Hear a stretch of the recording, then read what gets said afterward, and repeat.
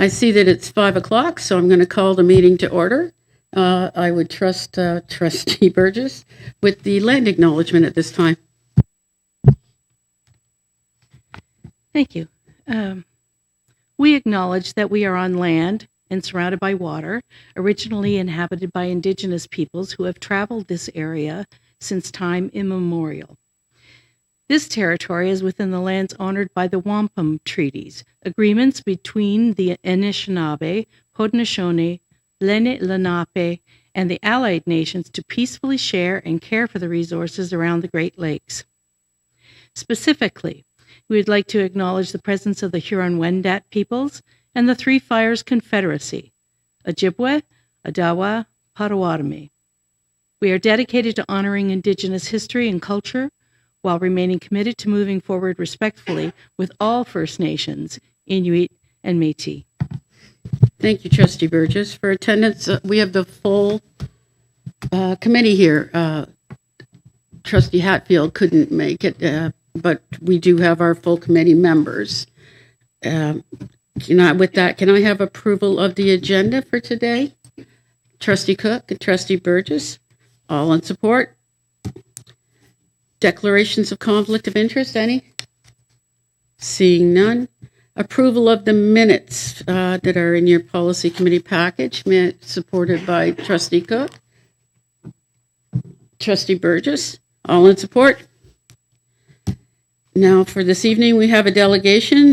Beth St. Dennis, if you're prepared, you can go to the podium. Thank you.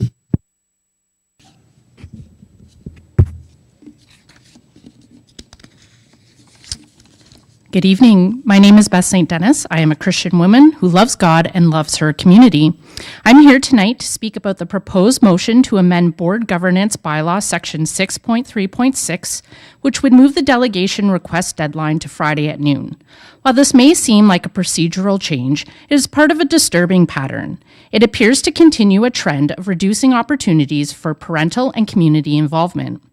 Over the past year, the trustees have eliminated two vital tools for public engagement from the regular school board meetings. The speakers list was removed in October 2024, and the delegation list was removed in December 2024. These were mechanisms that allowed citizens to directly raise concerns and hold the board accountable. Removing them did not improve efficiency or governance. It limited opportunities for community voices to be heard. It signaled that the voices of the citizens are now secondary and expendable. Now, with this proposed motion, the board is once again moving to restrict public participation. Moving the delegation request deadline to Friday at noon makes it nearly impossible for citizens to prepare adequately. Delegations must submit full, verbatim speaking notes and verification of their tax status. Asking busy parents who are balancing work, school routines, and family obligations to complete this in such a limited time frame is both impractical and unreasonable. This is not a minor inconvenience. This creates a barrier, intentional or not, between the public and the trustees. This issue is about more than scheduling. It is about respect, transparency, and accountability. Respect requires attention, consideration, and regard. Every member of the public, whether students, parents, or concerned citizens, deserve to be heard, valued, and treated with dignity.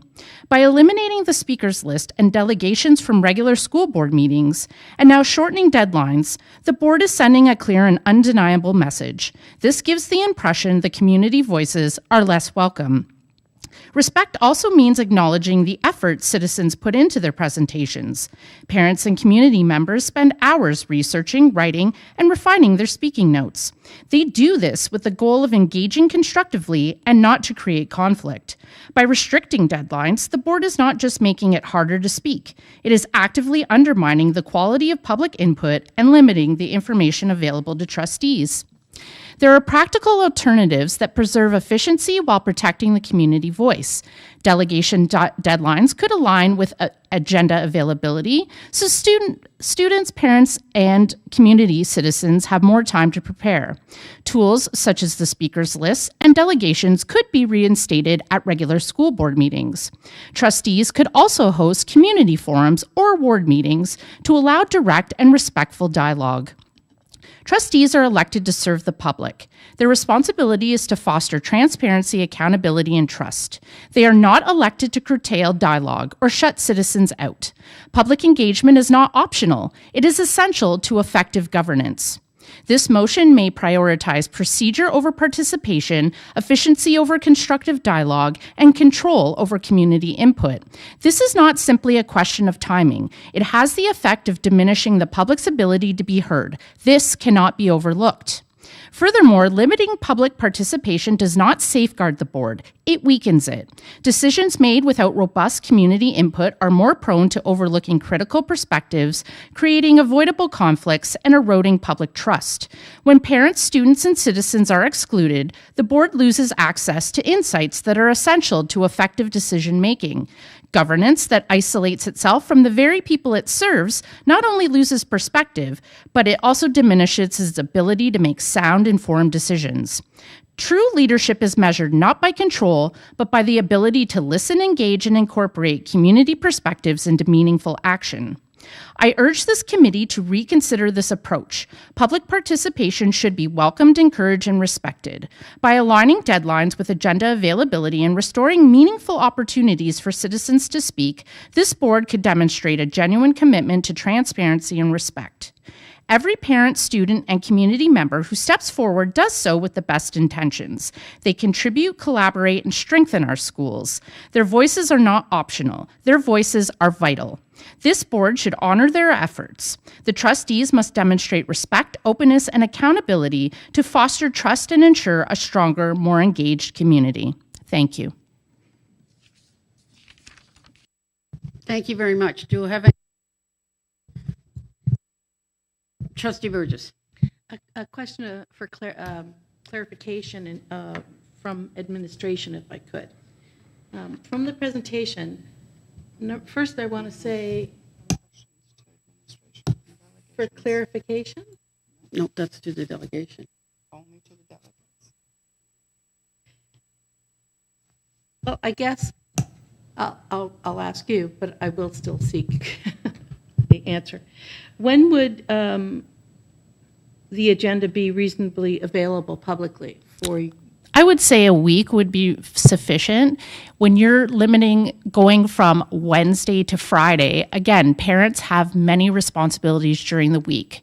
The way that it's set up now, at least parents have the weekend. I still don't feel that it's an adequate enough amount of time, but I feel a week would be sufficient. That would give parents and community members enough time to research the agenda, research topics, and be able to make meaningful comments and commentary.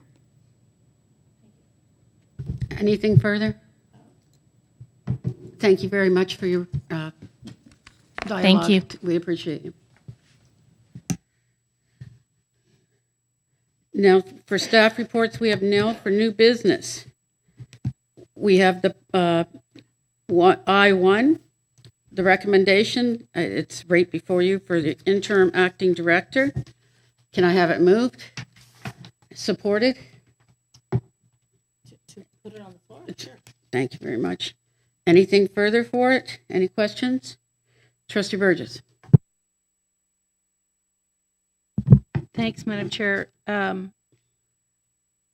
I don't see any differences except the recognition of the change of name of the committee structure that came from the bylaw, and no gender assigned to whomever the interim acting director of education would be. And my question is about, that I never asked before, and I really don't understand it. So the logistics of it, it's number 3, right after the red corrected, the new submission for the chairperson of the Policy and Bylaw Committee. In the event of a sudden inability of the Director of Education / Secretary of the Board to fulfill their role for an extended period, the Leadership Advisory Committee shall become active. So, in theory, I get that. It becomes active. How does it become active? Who leads it becoming active? Who pulls the pin? Who chairs it? Who? becomes active because it's obvious something has to be done. But I'm just wondering, is there?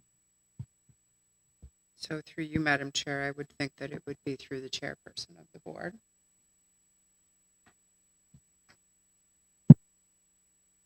So my understanding is that's something they have to have in the back of the mind, that should that be, then they need to know that from day one, kind of thing, so that they're not kind of looking or whatever, because they would have to have something in place fairly quickly. Thank you. So it's moved and supported. Approval to bring it before the board? All in support? Okay.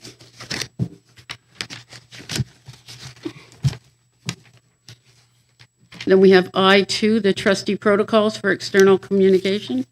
Moved. Trustee Cook, supported. Trustee Burgess, any questions on it? Trustee Burgess? Thanks, Madam Chair. This one, I did have a question about. I appreciate all the changes for clarification. It's in general communication in C. Trustees may communicate through various means, including individual discussions or, with the approval of the chair, through media interviews or public speaking engagement at community events. Such communications should support the board's mission, vision, and strategic priorities. I understand all of that, and I think the rationale behind it. I wonder why, though, because we have discussed this in the past, and I thought it was not supported, that any media interviews or public speaking engagements at community events, that's really broad, must have prior approval of the chair. That's new. I would like that struck and changed, amended. I would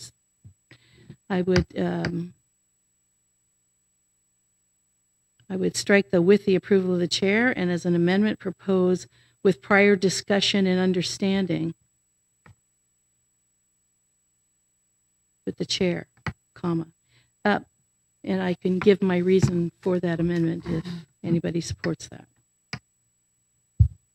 I'm just going to speak here. As long as I've been on this board, you've required chair approval to speak to media or any engagement. That's just always been. I've always known that.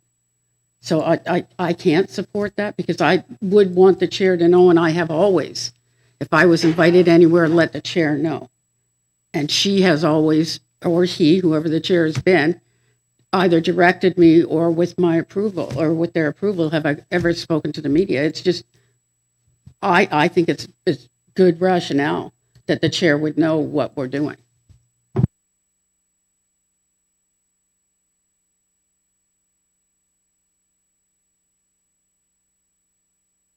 Well, I will remove my amendment, but not without saying that that has happened. The informal, and courtesy and understanding is there, and I'm not saying it's unwise. Any community event means you can't go to somebody's, optimist supper and tell them what's happening at the board without getting approval of the board or the chair. And if the chair isn't available or there or something last minute, you can't help in your community in any capacity just to speak. No, I'm saying that's what it says, without the approval of the chair. So I think that, it's a sad thing. When it comes to the board, I probably will speak to it. Again, only because I think that it's a high bar. I think we need to have, the chair has to know what you're doing. They have to have a mutual understanding of why you're doing it and what you're going to say, but not approval. Thank you. So that will still go before the board with the 2 in support, okay? Take the vote. We both just put our hand up and said, Okay. we got this. Then I oppose you're going to the main motion now? Yep. Or are you going to go, because there was something else on the amendment? No, I just went to the main motion now because your amendment wasn't approved, so. So the amendment failed, so now Right. we're on the thing unchanged. Okay, thank you.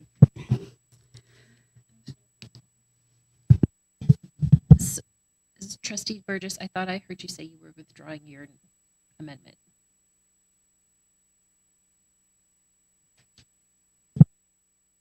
think that was just to speak to the end, to say that I'm going to be speaking to it at the board. No, there was a vote. There was a vote. Next, we move to rescind the policy and regulation regarding lice control. Moved. So there was another thing that I need to speak Oh. to. See. Madam Chair, I'm sorry, point of order. I didn't know we were at the main motion. I didn't know we were at the main motion. Thought we were at the amendment. Sorry. You are welcome to continue to speak on that then. It's under C, and it's been there. There's no thing proposed, but when conveying any personal statements, the trustee should identify it as a personal opinion and not the opinion of the board. I know that we have communications, onboarding, orientation, and for what it is. But I think if we put a finer point on it, it's not just personal statements. It's there could be, you're speaking to an issue that's before the board, but it's still under consideration. It's not a decision that's been made. The next, I think the next one is, upholding the decision of the board, et cetera. That, E is anyway. I was going to propose an amendment, say, or in any issues that are still actively under consideration. So what has happened before is, if that holds and B goes forward and you need approval of the chair just to even express an opinion on something still actively under consideration and not adopted by the board, it's a personal opinion, you have to state what it is. But it's not just any personal statement, it is an active issue. So I think when something is actively under discussion, that there might be a legitimate reason why you would want to speak publicly about a particular issue under discussion at the board, but not resolved. So I was going to suggest an amendment after the word personal statements, comma, or any issues that are still actively under consideration. Or on any issues that are still actively under consideration. The trustee should identify it as a personal opinion and not the opinion of the board. In other words, when you're speaking, when somebody says, oh, I hear that, you're going to get rid of something or other, or you're going to add this or whatever, what do you think? And it's not on the agenda yet. It's coming. It's active, but it's not on the floor. It's not been adopted. I think that if you feel strongly about something, you should be able to discuss it. And if you need approval of the chair, I think the chair then can say, you can say something or whatever, but here's the parameters. But it's just not a personal statement. It's a political duty of yours to engage in discussion and bring concerns of the public to the notice of the board. And in that interim, before it gets resolved, you should be able to have some kind of public voice. Respectful public voice. It would be my understanding in the years I've done this, and I know you've been here much longer than I have, but I believe I've always been under the impression that if I'm going to say something, I better be saying it, this is my opinion. This is just my opinion. This is not the voice of the board. So that at any time when I'm speaking, I know I always wear the trustee hat. So when I'm speaking, I got to say, this is just my opinion. It's not the board. And I don't think it has to be an item under consideration. I've heard people talk about, the fact that the girls' bathroom's been clogged for a week now. What are we going to do? This is just my opinion, but, thanks for letting me know, and I'll see what I can do to take. I don't think we need to say about any issues. I think we need to always be aware that we're wearing the trustee hat, and whatever issue comes up that anybody wants to talk to us about, we have to clarify. It's just my opinion. I'm not speaking for the board. So I can't support adding anything about issues that are emerging when I need a clear understanding to be there about any time I'm speaking.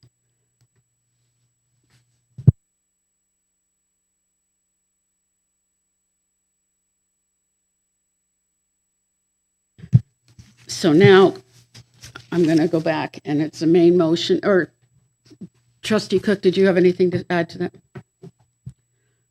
Are you supporting that? Okay, so neither amendment is there. So on the original, because both amendments have failed, we're going to move it. Trustee Cook, I'm going to support it. It's going to go to the board. So now we're going to move to I3, the policy and regulation and lice control. You going to move her, Trustee Cook? Supporter, Trustee Burgess, to get it on the floor? Thank you. Any discussion on this one? We're rescinding this one. Trustee Burgess. I'm just wondering why this is even before us in a way. I think it's doing, I mean, the lice control policy statement. I mean, obviously, do we not now believe that students have a right to attend school in an environment free of lice? I think it's, my question was, we still believe this, but it's just operational, is it not? Is that the reason? Through you, Madam Chair, yes, it's an operational piece. Moved, supported, all before the board, okay? Thank you. So next we have a motion for consideration. You wanted to speak to it, Trustee Cook? I'm not going to speak to it because I'm just putting it on, bringing it forward.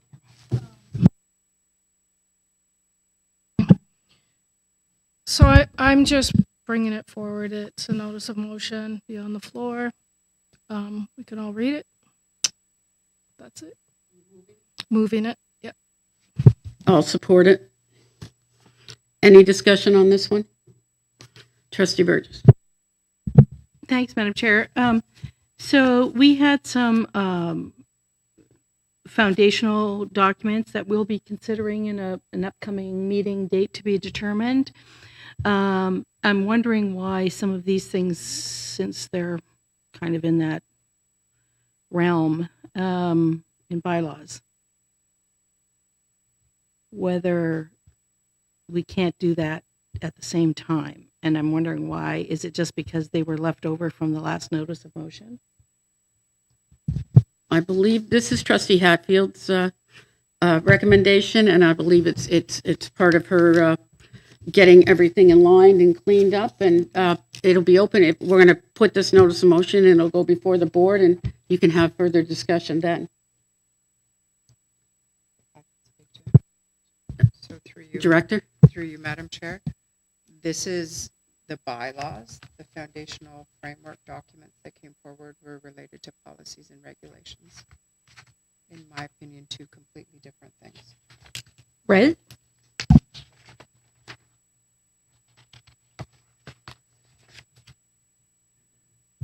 Any further questions? Well, yep. So I saw them as suggested bylaw amendments in the last meeting on page 43 and 44 as a notice of motion. So I saw that and So through you, Madam Chair, at that time it was a notice of motion. Correct. Now it's moved up on the agenda that the motion is to be considered because it was introduced at a previous meeting. So under our new structure in our bylaws, it goes that way up the agenda before it actually hits the agenda, and that's where we're at right now. Correct. So if I could, ma'am, I just really want to understand. I understand that, and I understand that the vetting for, even if it's Trustee Hatfield, she has to vet it with the trustee of the board and or the chair of the board herself and the director, and it comes forward and it lands on whatever agenda, and this is the appropriate one. So procedurally, it's there. I would like to say that I don't support the amendment or what it is actually right now. I'll say it again because I've said it before, but duties of the vice chair to add the very first one, member of policy and bylaw committee, and the rationale is chair and vice chair provide governance leadership. I have no doubt that the chair and vice chair provide governance leadership. That's why I'm hoping that they're in that position. And I want it clear that I'm talking about a position, not people. And I don't see the direct connection for, I understand chair being ex officio. And I would rather see it worded as, since chair is ex officio, to empower the chair in their ex officio capacity, if they can't make it, that they could ask the vice chair to stand in their stead in their absence and take on the ex officio capacity at any meeting that they really wanted to go to in their ex officio capacity. But to add 2 voting members to the Policy and Bylaw Committee because they provide governance leadership, when they have an opportunity at the next board meeting to demonstrate also that governance leadership and have a vote at that next meeting where this recommendation would go forward, just seems heavy. And I don't see the direct relationship, except for the vice chair in a supportive manner when it's an ex officio attendance. Otherwise, I would say that the member that needs to be on the, and not ex officio, the member for the policy and bylaw should be the chair of the board. But in an ex officio matter, that's okay too, because they're there and they have a vote. But I don't support it the way it is just because they provide governance leadership. I don't see the direct connection to policy development and bylaw committee development and approval. So I would put forward a amendment to strike that section 2.33 duties of the vice chair to add member of the policy and bylaw committee as a duty of the vice chair. And if it doesn't go forward, I would be speaking to this and hope that the section of duty of the vice chair would be to have the capacity to act as an ex officio member should the chair not be able to attend. I'm going to speak to this as the vice chair of the board and the chair of policy. This would not have been a committee I would have selected. I actually am on this committee because our chair said, I really want the vice chair in that seat, learning what goes on, why it gets done, where it gets done. It's spending more time in the presence of the director and with my chair, learning the governance, learning why they're doing what they're doing. And I think that's the growing part of being a vice chair. I'm not jumping into the chair seat because I need to learn what the vice chair needs to do. I was actually very grateful because, like I said, I wouldn't have chosen this. So putting that as a position for the vice chair, I think it's brilliant because it's not always a committee they would want to sit on. You know, that most of us look at policy and go, oh my, I typically say stick a fork in my eye. I'd rather do that than sit here. But what I have learned this year and the benefit of doing this has been phenomenal. And I would recommend this for any vice chair. We've seen vice chairs take this seat with 0. So to put them on this committee is brilliant. So I can't, for that reason, and it's not that I don't think you're coming up with good amendments. I'm saying for the reason of the benefit I've gained, and I've been a trustee for over 10 years, and what I've gained just this year has been enormous. So I can't support your amendment for that reason. Yep, Trustee Burgess. So, again, it's not about a person. No. And so I appreciate your perspective. And I appreciate that you've grown in the role in getting it, since last org meeting. That's great. It's a 2-year term. The leadership of the actual, it says member, not chair. So it's just a member. I get that. But being on the committee or observing the committee or being vice chair of the board is always an opportunity. If you're vice chair of the board, you're always going to have the much more direct consultation with the director and the chair, exposure and seeking other leadership. You're always going to have that. being a member of the Policy and Bylaw Committee may give you extra, but I just don't think it's a duty of the vice chair. So to make a fine point, it's not about any person, it's about the role. The exposure to leadership, seeking more leadership, having liaison with senior administration and the chair of the board, that is all great. And as a vice chair, that exposure absolutely makes you a better trustee, I think. But I think that opportunity is always there to attend every policy and bylaw standing committee. I would like it, and I will bring it forward next time. I understand the amendment's not going to stand, but I will bring it forward that that I honestly think it should be just that the power, the extra duty of the vice chair is to stand in as ex officio should the chair not be available to be there because the chair is not a member of the policy committee except for ex officio. So that's what I will work on wording. Thank you. Okay, so with the failure of that amendment, the recommendation stands. It's moved by Trustee Cook. It's supported by myself. It's going to move forward at the board. Okay, then we go on the main motion. On the amendment failed. I had noted that. The next thing on the agenda is K, trustee notices of motion. There's none. No announcements, and we're adjourning. Thank you very much.